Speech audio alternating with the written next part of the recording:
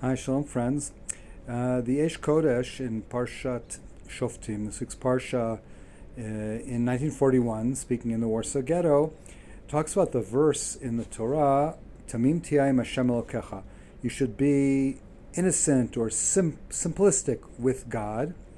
And Rashi there says that means that you should not try to figure out what's going to happen in the future. You should just trust in God and sort of go along with what's happening and not try to figure out or find some kind of tricky way to plan or change future events or find out about them. Don't use astrology, that sort of thing, and just accept that God is in charge and to move with that.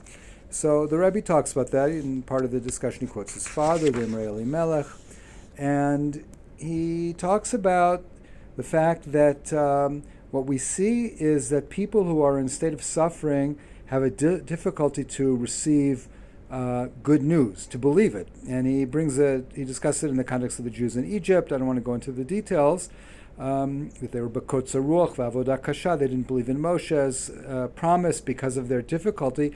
And he says you would think that people who are in a difficult state would be more open to hearing good news because they need that good news.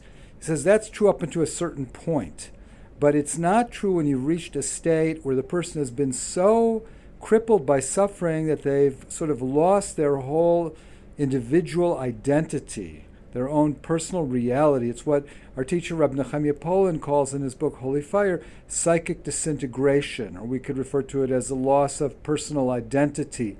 So Rabbi says when that occurs, then the person is beyond the ability to even believe that there'll be something in the future that can really change, and they're completely hopeless. This is the yeush, the complete giving up that Rabbi Nachman so often warns us to be careful not to fall into, this despair.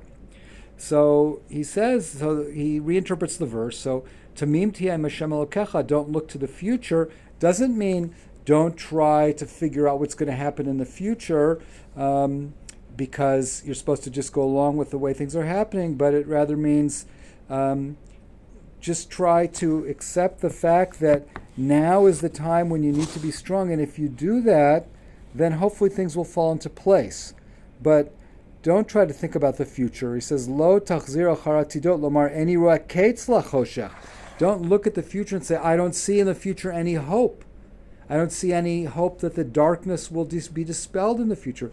Don't say that.